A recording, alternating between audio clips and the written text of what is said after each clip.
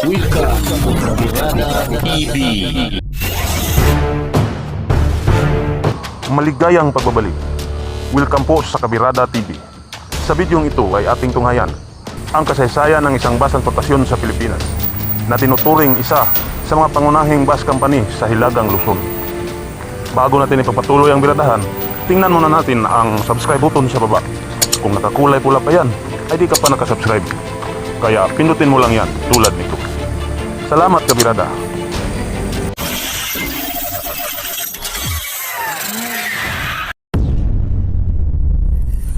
Ang DB Florida Transportation Incorporated ay tinuturing na isa sa mga pangunahing bus transportasyon sa Pilipinas, partikular sa Hilagang Luzon. Sa pagtatag ng kumpanyang ito ay kilala bilang Florida Liner. Itinatag ito noong 1970 ni Virgilio Florida Sr. sa kanilang himpilan sa barangay Matukay, Alakapan, Cagayan. Ang Florida Liner ay naging incorporated company sa taong 1999 sa ilalim ng pangangasiwa ng magkapatid na George Florida at Virgilio Florida Jr. Kaya nagpasyahan ng magkapatid na dagdagan ang kanilang pangalan ng kumpanya. Mula sa simpleng Florida Liner ay ginawang GB Florida Transport Incorporated. Litrang J para kay George at litrang V naman para kay Virgilio.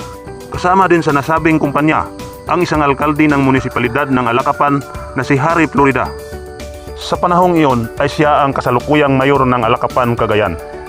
Sa panahong iyon at sa ngayon ay wala na ang EMC Transportation Incorporated, isang dating pinakamalaking bus transportation company na nagsiservisyo sa probinsya ng Cagayan at Quirino.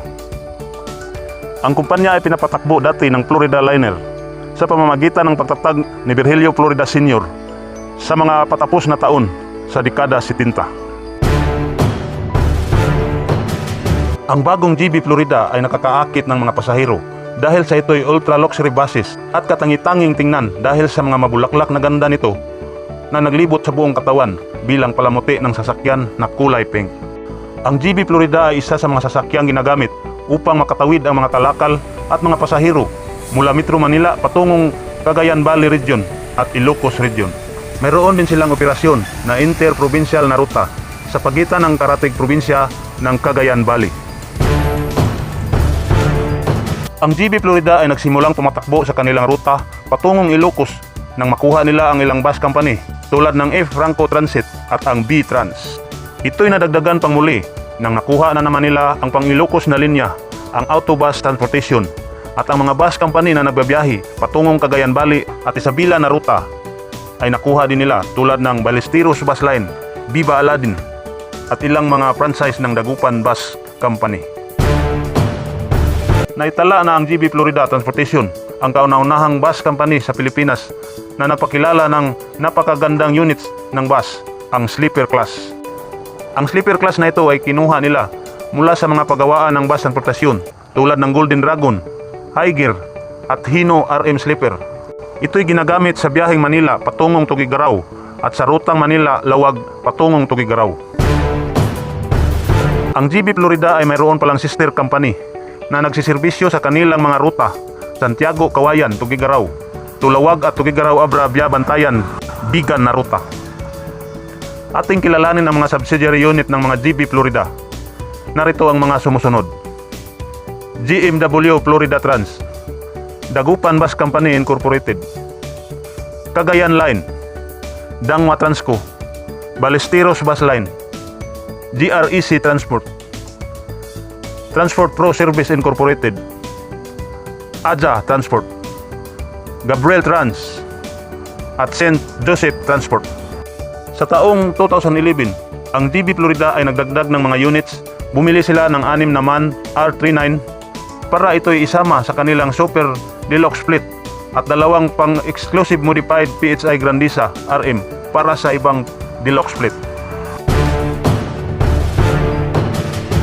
Patuloy pa rin silang bumili ng PHI Grandisa at ito'y ginagawang modelo sa pangribody nila sa ibang mga Korean buses.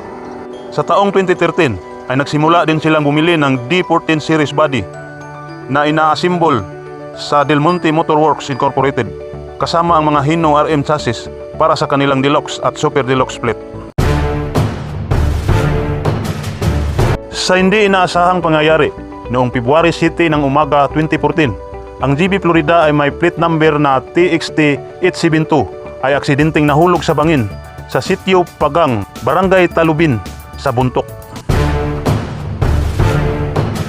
Ayon sa naitala sa mga pahina ng mga balita, ay may 45 na bilang ng mga pasahero at 14 dito ay nasawi. Kasama na dito ang isang Dutch, isang Canadian national at ang Pilipino comedian at aktor na si Tado Jimenez. Ang Land Transportation Franchising Regulatory Board o LTFRB ay nagpataw ng 30 days preventive suspension sa lahat ng 186 bus units ng GB Florida upang makapaglaan ng panahon para sa investigasyon. Ang kumpanya ay patuloy pina-expand ang kanilang mga unit ng bus sa pamamagitan ng pagkuha nila ng mga bus unit mula sa iba't ibang pagawaan tulad ng High Gear Yotor Series, Hino with Grand Eco 2 na ina-assemble sa Philippine Hino Incorporated, DM16 assembled by Del Monte Motor Works, mga Kinglong, Golden Dragon.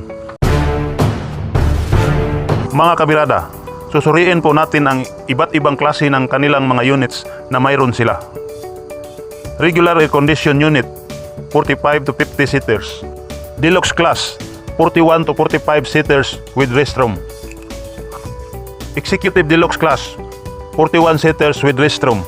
Super Deluxe Class, maluwang na espasyo, 2x1 seats na may kabuuang bilang na 29 seaters, dalawang LCD at restroom din para sa non-stop travel. Sleeper Class, ang Sleeper Class ay may 35 na beds, 4 na TV at may restroom din.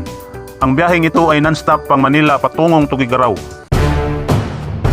Kalaunan ang GB Florida ay umaabot na sa 300 unit ng bus. Kaya sa mga nabanggit ko na mga uri nito ay nadagdagan din.